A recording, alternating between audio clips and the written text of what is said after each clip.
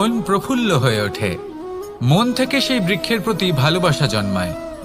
কিন্তু যিনি বাগানের মালিক, শুধুমাত্র তিনিই জানেন যে কিভাবে এই বৃক্ষকে আগলে রাখতে হয়, কিভাবে তার পরিচর্যা করলে এতে সুন্দর সুগন্ধি ফুল হবে, রসালো ফল হবে। কখনো কখনো প্রয়োজনের থেকে বেশি রোদ পেলে এই বৃক্ষগুলি শুকিয়ে যায়, প্রয়োজনের থেকে কম রোদ পেলেও এই বৃক্ষ কিন্তু শুকিয়ে যায়। প্রয়োজনের থেকে কম জল যদি পায়, এই বৃক্ষ শুকিয়ে যেতে পারে। প্রয়োজনের থেকে অতিরিক্ত জল যদি পায়, তখনও এই বৃক্ষের শিকড়গুলি নষ্ট হয়ে যেতে পারে। এবার এটাই কিন্তু আমাদের সংসারের সাথেও হয়। আমাদের সংসারের সকল প্রতিভাশালী ব্যক্তি, যেমন লেখক, বিচারক, প্রবক্তা, যোদ্ধা, এদের সবার ক্ষেত্রে এই কথাটাই প্রযোজ্য। যদি বেশি প্রশংসা করা হয়, তাহলেও এরা হারিয়ে যাবেন। প্রয়োজনের থেকে বেশি যদি নিন্দা করা হয়, তখনও তারা নত হয়ে পড়বেন। তাহলে আপনি এদের রক্ষা করুন এবং নিজেদেরও। মনে রাখবেন একটা কথা, জেনে রাখুন কখন কোন নিন্দায় আপনি লজ্জিত হবেন না, আর কখন কোন প্রশংসার দ্বারা নিজের মধ্যে অহংবোধ জাগ্রত করবেন না। এই মন সুপ্রসন্ন হয়ে বলবে, রাধা রাধা। যদি আমি কোনো বনে যাই, কোনো নির্জন বনে, সেই বনের বিষয়ে, সেই পথের বিষয়ে, গাছপালার বিষয়ে, পশুপক্ষীর বিষয়ে আমার যদি কোনো জ্ঞান না থাকে, সেই বনের ক্ষুদ্র থেকে ক্ষুদ্রতর অংশের বিষয়ে যদি আমার কোনো জ্ঞান না থাকে, তাহলে হতেই পারে সেই বনে কোথাও আমি হারিয়ে যাব। হয়তো এমনভাবে হারিয়ে যাব, কোনোদিনও বাইরেই বেরোতে পারবো না। তাই সেই বনের বিষয়ে জ্ঞান লাভ করা আবশ্যক। এটাই হলো শিক্ষা। জীবনে বেশিরভাগ মানুষই কেন অসফল হন? ওনারা একটা লক্ষ্য স্থির করেন, কিন্তু সেই পথের বিষয়ে তারা পর্যাপ্ত জ্ঞান অর্জন করেন না। সেই পথে কি বিপদ আসতে পারে প্রত্যেকটা পৃষ্ঠার জ্ঞান তাদের নেই, আর সেই জন্যই তারা অসফল হন। আপনি জীবনে যখনই কোনো লক্ষ্য স্থির করবেন, কোনো লক্ষ্য সাধন করবেন, পরিকল্পনার সাথে সেই পথে অগ্রসর হন। সেই পথকে বোঝার চেষ্টা করুন, সেই পথের বিপদ সম্পর্কে জ্ঞান লাভ করুন, সব কিছু জানার চেষ্টা করুন, অজানা তথ্য আহরণ করুন, আর তারপর সেই লক্ষ্যের প্রতি নিজেকে সমর্পিত করুন। তবেই আপনি সাফল্য লাভ করবেন। আর এই মন প্রসন্ন হয়ে বলবে, রাধা রাধা। আপনি নিশ্চয়ই কখনো অনুভব করেছেন, যদি কোনো নির্মল ব্যক্তির কাছে গিয়ে বসেন, তাহলে মনে নির্মল অনুভূতি হয়, এই মন শান্ত হয়ে যায়। সেইখানেই কোনো দুশ্চরিত্র মানুষের কাছে গিয়ে বসলে এই মন বিচলিত হয়ে যায়। কারণটা কি?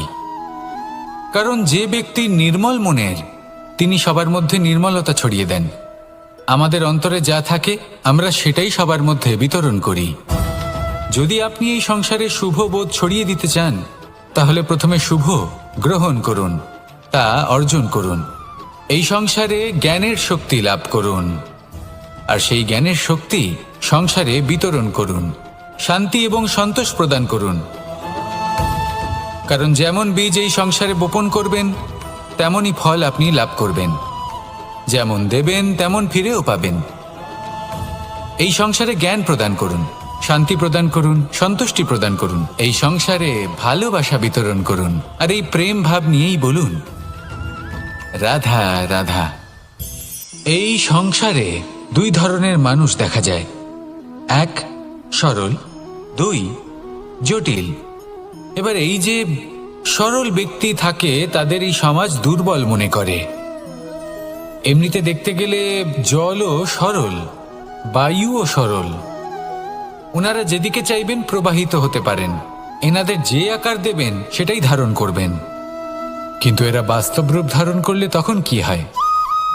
এই জল এমন এক ধারায় পরিণত হয় যে অনেক বড় বড় পাথরকে খণ্ডিত করে দিতে পারে। এই বায়ু এমন এক চক্রবাতে পরিণত হয় যা সংসারে বিনাশ ডেকে আনে। তাই যে ব্যক্তি সরল, তার সরলতাকে সম্মান করুন, তাকে সম্মান করুন, তাকে ভালোবাসা দিন। আর আমার সাথে ভালোবেসে বলুন, রাধা রাধা। খেলা খেলতে কে না ভালোবাসেন? আমরা প্রত্যেকেই যখন সময় পাই, সুযোগ পাই, তখনই আমরা কোনো খেলা খেলি। খেলার সময় দুই ধরনের মানুষ ওখানে থাকেন। এক, যারা অংশগ্রহণ করেন, আর দুই, যারা দেখতে থাকেন, যারা দর্শক হয়ে দেখেন, যারা নিজের পক্ষের বিজয়ের ফলে উচ্ছ্বসিত হয়ে থাকেন, পরাজয়ের ফলে শোক পালন করেন, পরামর্শ দিয়ে থাকেন। আর বিজয়ী কে হন? বিজয়ী তিনি হন যিনি অংশগ্রহণ করেন। নির্বাচন আপনাকে করতে হবে, আপনি কি করতে চান? আপনি কি খেলোয়াড় হতে চান, নাকি আপনি দর্শক হতে চান?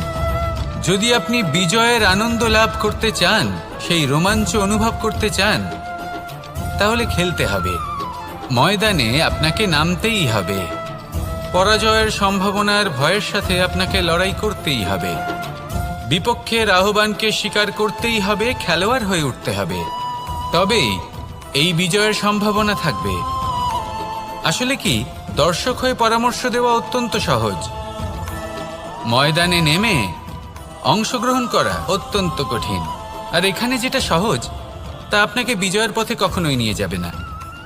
আসুন আমার সাথে ভালোবেসে বলুন, রাধা রাধা। এই সংসারে মানুষ জন্মগ্রহণ করেন, বড় হতে থাকেন, পুরুষার্থ লাভ করেন, অর্জন করেন। অর্জন করা আসলে কি? বেশিরভাগ মানুষ বলেন অর্জন করা অর্থাৎ ধন সম্পত্তি অর্জন করা। আর কি অর্জন করা যায়? আর কি লাভ করা যায়? আসল প্রশ্ন হলো এটাই যে কি এমন আছে যা বাস্তব রূপে অর্জন করার যোগ্য। তা হলো ব্যবহার, জ্ঞান এবং সন্তোষ। কেন? কারণ আপনি যখন এই সংসার ছেড়ে চলে যাবেন, তখন আপনার ধন সম্পত্তি আপনাকে বিদায় জানাতে আসবে না। আপনাকে বিদায় জানাতে আসবে আপনার আপনজন, যাদের সাথে আপনার সুসম্পর্ক ছিল। সমগ্র সংসারে সহস্র মানুষ ধন অর্জন করে থাকেন। শ্রেষ্ঠ মানুষ হলেন তিনি যিনি ব্যবহার, জ্ঞান এবং সন্তোষ অর্জন করে থাকেন, একে সকলের মধ্যে বিতরণ করেন। তাই এটাই করুন, আর আমার সাথে ভালোবেসে বলুন, রাধা রাধা। এই সংসারের আরম্ভ থেকে এখনো পর্যন্ত এবং ভবিষ্যতেও একটা যুদ্ধ আছে, যা হয়ে চলেছে, চলতেই থাকবে। পাপ এবং পুণ্যের মধ্যে যুদ্ধ, সত্য এবং অসত্যের মধ্যে যুদ্ধ। এই যুদ্ধ চলেই আসছে। আর এই যুদ্ধে যারা লড়েন তাদের আমরা সবসময় জয় জয়কার করি। আর যারা এই জয় জয়কার করেন তাদের প্রত্যেকের একটা বিশেষ গুরুত্ব থাকে। যখনই কোনো যোদ্ধা যুদ্ধক্ষেত্রে ক্লান্ত হয়ে পড়ে, শক্তিহীন হয়ে পড়ে, তখন এরা জয় জয়কার করে, শঙ্খ বাজাতে থাকে। সেই যোদ্ধাকে অনুপ্রেরিত করে, শক্তি এবং সাহসে ভরিয়ে তোলে। আর তখন সেই যোদ্ধা সেই যুদ্ধকে এগিয়ে নিয়ে যেতে পারে। যখন শ্রীরাম লঙ্কা যাত্রা করার জন্য সেতু তৈরি করছিলেন, তখন একটা ছোট্ট মিষ্টি কাঠবিড়ালি নিজের মুখে মাটির টুকরো বয়ে নিয়ে গিয়ে তার সাধ্যমতো তাকে সাহায্য করছিল। শ্রীরাম দেখলেন এবং বললেন যে ও তো সবার মনোবল বৃদ্ধি করছে, সবাইকে প্রেরিত করছে। ও বলল যে আমি এত ছোট হয়েও যদি এই কাজ করতে পারি, তাহলে আপনারা সবাই কেন পারবেন না? এটাই হলো সেই সকলের মাহাত্ম্য, যারা জয় জয়কার করেন, অনুপ্রেরিত করেন, সাহস যোগান। ওনারা সেই ব্যক্তি যারা একজন যোদ্ধার মধ্যে যুদ্ধকে জয় করার শক্তি প্রদান করেন। আসুন আমার সাথে ভালোবেসে বলুন, রাধা রাধা। সংসারে আমাদের জীবনে যখন কোনো সুখ বা দুঃখ আসে, তার জন্য আমরা কাউকে না কাউকে অবশ্যই দায়ী করে থাকি, তাই না? এই ব্যক্তি আমাদের সাথে এরকম কাজ করেছেন, তাই আমার সাথে এমন হলো। ওই ব্যক্তি যদি এমনটা না করতেন, তাহলে আজ আমি ওই স্থানে পৌঁছতে পারতাম। সবই আপনার দৃষ্টিভঙ্গির ওপর নির্ভরশীল। আর যদি আপনার দৃষ্টিভঙ্গি এমন হয়, তাহলে তা অনুচিত। সত্যি কথা বলতে, এই সংসারে ভিন্ন ভিন্ন ধরনের মানুষ আছে। এটা আপনার ওপর নির্ভর করছে কিভাবে তাদের স্বাগত জানাবেন। একবার ভাবুন, আমি আমার দুটো হাত সামনে নিয়ে এলাম, দুটো মুঠো খুলে দিলাম। দুই প্রকারের মানুষ আসবেন, কিছু না কিছু দিয়ে যাবেন। এই মুঠো যদি আমি বন্ধ করে দিই, তাহলে না কেউ আমাকে কিছু দিতে পারবে, না আমার কিছু যাবে আসবে। নিশ্চয়ই বুঝতে পারছেন এই দুই ধরনের ব্যক্তি কারা এবং তারা কি দিয়ে যান। আমি যদি নিজের মুঠো খুলে দিই, তাহলে কিছু ভালো মানুষ আসবেন আমাকে আনন্দ, সন্তুষ্টি, জ্ঞান প্রদান করে যাবেন, ভালো অভিজ্ঞতা দিয়ে যাবেন। কোনো খারাপ ব্যক্তি যদি আসেন তাহলে তিনিও খারাপ অভিজ্ঞতা দেবেন, যার থেকে আমি শিক্ষা লাভ করব। এই সব কিছু আমি লাভ করতে পারি। মুঠো যদি বন্ধ করে রাখি তাহলে আমি কিছুই পাবো না। দেখুন, এই সংসারে প্রত্যেকের জীবন এইরকম। প্রত্যেকের জীবনে সবকিছুই আছে, ভালো খারাপ দুই মানুষই আছে। ভালো অভিজ্ঞতা আছে, খারাপ অভিজ্ঞতা আছে। নির্ভর করছে আপনার উপর যে আপনি কি করবেন। এনাদের স্বাগত কিভাবে জানাবেন, কার থেকে কি বুঝবেন, কি শিখতে পারবেন, আর কোন দৃষ্টিভঙ্গি নিয়ে অগ্রসর হবেন। এটাই নির্ধারণ করবে যে আপনার জীবন কেমন হবে। আসুন আমার সাথে ভালোবেসে বলুন, রাধা রাধা। এটা হলো একটা সাদা পাতা। এবার এতে আমি যাই লিখব সেটাই এর অস্তিত্ব হবে। এতে আমি প্রেমের কিছু কথা লিখে একে প্রেমপত্র বানিয়ে তুলতে পারি। মাতা পিতার জন্য একটা শুভ সংবাদ লিখতে পারি। শত্রুর বিষয়ে সতর্ক করব বলে সেনাকে একটা সংবাদ লিখতে পারি। দ্বারকাবাসীর জন্য কোনো সংবাদ পাঠাতে পারি। যাই লিখব এই পত্র সেটাই হয়ে উঠবে। সেই রকমই হলো আমাদের জীবন। আমরা যেমন কর্ম আমরা করব, আমাদের অস্তিত্ব এবং ব্যক্তিত্ব ঠিক তেমনই হয়ে উঠবে। যদি আপনি একটা অসাধারণ, উজ্জ্বল এবং সম্মানজনক জীবনযাপন করতে চান তাহলে তার একটা রহস্য আপনাকে বলি। যেমন কথন হবে, কর্ম তেমন হবে। অর্থাৎ যতটুকু বলেছেন ততটুকুই করুন, আর যতটুকু করেছেন ততটুকুই বলুন। এই একটা নিয়ম যদি আপনারা পালন করেন তাহলে এই সংসারের সমস্ত পণ্ডিত আপনাকে অবশ্যই সম্মান করবেন। তাহলে এটাই করুন আর আমার সাথে ভালোবেসে বলুন, রাধা রাধা। কখনো কোনো পাখিকে দেখেছেন? যখন সে প্রথমবার উড়তে চেষ্টা করে সে বাসা থেকে মাটিতে পড়ে যায়, কিন্তু সে হার মানে না। চেষ্টা করতে থাকে, করতেই থাকে, ডানা ঝাপটাতে থাকে, আর তারপর সে উড়তে শেখে। গোল শালগ্রাম শিলাকে দেখুন, পর্বত থেকে খসে পড়ে, ধাক্কা খায়, জলের প্রবাহ দ্বারা ঘর্ষিত হয়, তারপরে তা শালগ্রামে পরিণত হয়। ভেবে দেখুন, যদি কোনো পাখি প্রথমবার উড়তে গিয়ে এটা ভাবে যে না না, যদি আমি পড়ে যাই তবে, আমার যদি আঘাত লাগে তবে, আর যদি ভয়ের কারণে সে শুরুই না করতে পারে, চেষ্টাই না করে, তাহলে কি সে উড়তে শিখবে? কখনোই নয়। এটাই আমাদের শিখতে হবে, প্রারম্ভ করতে হবে। তা অত্যন্ত গুরুত্বপূর্ণ।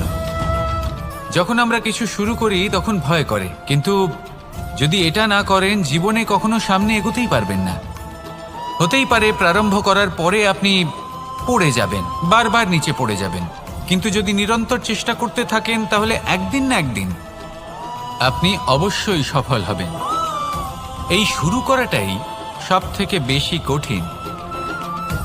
এর দ্বারা ভয়ভীত হবেন না। আসুন আর আমার সাথে ভালোবেসে বলুন, রাধা রাধা। যদি আমি আমার চোখ বেঁধে কোনো একটা নির্দিষ্ট দিকে নিজের সমস্ত শক্তি প্রয়োগ করে ছুটে যাই তাহলে কি হবে? আমি কোথাও ধাক্কা খেতে পারি, নিজের ক্ষতি করতে পারি, কোথাও পড়ে যেতে পারি, তাই না? অর্থাৎ এটা নিশ্চিত এই কাজ আমার করা উচিত নয়। কিন্তু আজকের দিনে প্রত্যেকটা মানুষ এই কাজই করছেন, তাই না? কোনো কাজ করার পূর্বে সেই কাজের বিষয়ে সম্পূর্ণ তথ্য কোথায় সংগ্রহ করছেন? শুধু এটুকু জানেন যে এই কাজটা করলে কত ধন অর্জন করবেন আর কত নাম হবে, আর ব্যাস সামনে এগিয়ে যান। এটা উচিত নয়। পূর্ণরূপে যে কোনো কাজ করার আগেই সেই কাজের বিশ্লেষণ করে নেওয়া উচিত, তা বুঝে নেওয়া উচিত, এবং সেই বিষয়ে অবশ্যই খেয়াল রাখা উচিত যে আপনার শরীর এবং আপনার মন এই কাজ করার জন্য কি প্রস্তুত রয়েছে। যদি তা না হয় তাহলে প্রথমে নিজেকে শুধরে নিন, তারপরে সেই কাজ করুন। যদি এইভাবে জীবনে সামনে এগোন তাহলে সাফল্যের সম্ভাবনা জীবনে অনেক বেশি বেড়ে যাবে। তাহলে এটাই করুন আর আমার সাথে ভালোবেসে বলুন, রাধা রাধা। এই সংসারের সব থেকে বড় যোদ্ধা কে? কেউ বলবেন অর্জুন, কেউ বলবেন ভীম, কেউ বলবেন হনুমান, আদি ইত্যাদি।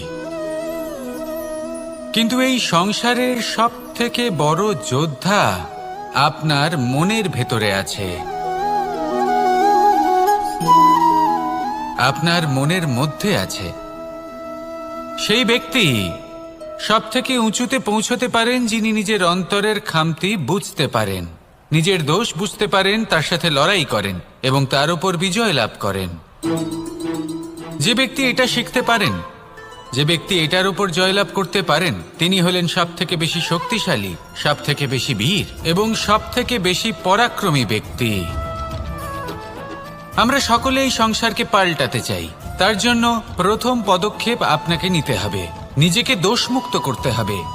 যদি মানুষ নিজের অন্তরের দোষ বুঝতে পারেন এবং নিজেকে দোষমুক্ত করতে পারেন, তাহলে এই সংসার নিজে থেকেই দোষমুক্ত হয়ে যাবে, তাই না?